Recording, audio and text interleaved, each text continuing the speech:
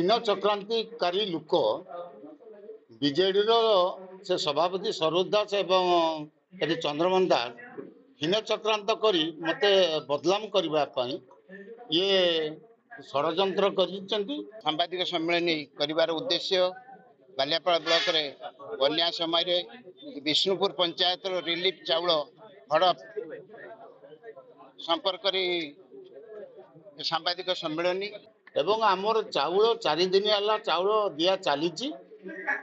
ତେଣୁ ଚାଉଳଟା ହଠାତ୍ ଏଠି ଏଡିଏମ ସାର୍ ଆସିକି ଏଠି ଚାଉଳ ଦେଖିଲେ ଯେ ଚାଉଳ ଆମର ଷ୍ଟକ୍ ଅଛି ଏବଂ ଆମର ଦେବକୁ 15 କୁଇଣ୍ଟାଲ ଚାଉଳ ଦେଇଥିଲି। ତେଣୁ ସେ ଚାଉଳକୁ ମତେ ଫେରି ଦିଆଯାଉ। ସରପଞ୍ଚ ମହେଶ୍ୱର ଜେନା ଏବଂ ପିଓ ରଘୁରାମ ଦେ ଦି ଜଣଙ୍କ କଥାର ତାଳମେଳ ରହୁନାହିଁ। ସରପଞ୍ଚ କହୁଛନ୍ତି 15 ବୁରା, ପିଓ କହୁଛନ୍ତି 15 କୁଇଣ୍ଟାଲ। ବିଷ୍ଣୁପୁର ପଞ୍ଚାୟତର ହରିଜନ ହେଉଛି 70% ଲୋକ। ତେଣୁ ସେ ଲୋକଙ୍କୁ ଚାଉଳ ଦେବା ପାଇଁ ମତେ ସୁଯୋଗ ଦିଆଯାଉ। ଲୋକେ ସେ ଚାଉଳ ନିଅନ୍ତୁ।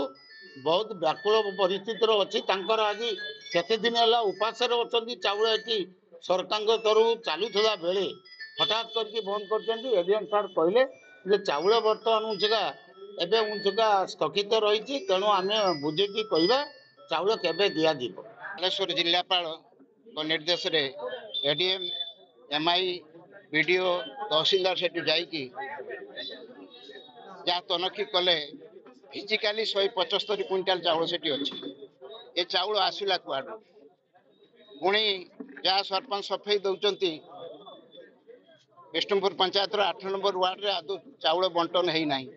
ସେଇଠି ଆପଣମାନଙ୍କୁ ଆଗରେ ସ୍ପଷ୍ଟ କଲେ ସେ ପଞ୍ଚାୟତ 8 ନମ୍ବର ୱାର୍ଡର ଅଧିବାସୀ ସବୁ ସ୍ପଷ୍ଟ କଲେ ଚାଉଳ ସେମାନେ ସମସ୍ତେ ପାଇସାରିଛନ୍ତି।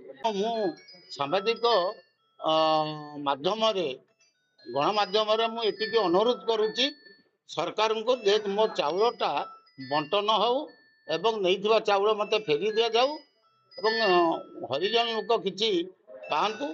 ଏଥିପାଇଁ ସମସ୍ତେ ପାଆନ୍ତୁ।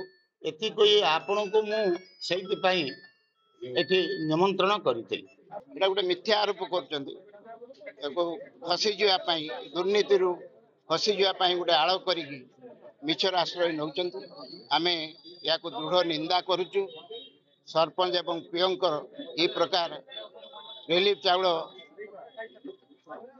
ବଣ୍ଟନର ଅନିୟମିତତାକୁ ବିଧିବଦ୍ଧ ତଦନ୍ତ ପାଇଁ ଆମେ ସରକାରୀ ସ୍ତରରେ ଜିଲ୍ଲାପାଳ, ବିଡିଓ, ଏମଆଇ କି ଦାୟିତ୍ୱରେ ଯେ ଅତିରିକ୍ତ ଜିଲ୍ଲାପାଳ ଅଛନ୍ତି ଦୃଢ଼ ପଦକ୍ଷେପ ନିଅନ୍ତୁ। ନହେଲେ ଆଗାମୀ ଦିନରେ ଏ ବାଲିଆପାଳରେ ରାଜରାସ୍ତା ରୋକ ହେବ, ବ୍ଲକ ଘେରାଉ ହେବ ଏବଂ ବ୍ୟାପକ ଆନ୍ଦୋଳନ ହେବ। ପୁଣି ମୋ ପାଖରେ ସତ୍ୟାସତ୍ୟ ଅଛି। ମୁଁ ଯେତିକି ଗଭର୍ଣ୍ଣମେଣ୍ଟରୁ ଚାଉଳ ଆମ ବାଲିଆପାଳ ବ୍ଲକରୁ ଆଣିଛି। ତେଣୁ ମିଥ୍ୟା ଅଭିଯୋଗ ସେକ୍ରେଟାରୀ ନାଁର ଆମର ପଞ୍ଚାୟତ ପିଓ ନାଁର ସରପଞ୍ଚ ନାଁର ମିଥ୍ୟା ଅଭିଯୋଗ ରଖୁଛନ୍ତି। ତେଣୁ ମୁଁ ଯେତିକି ଚାଉଳ ଅଛି ତାର ସତ୍ୟାସତ୍ୟ ପ୍ରମାଣ ମୋତେ ରେକର୍ଡ ମଧ୍ୟ ଆମର ପଞ୍ଚାୟତରେ ରହିଅଛି।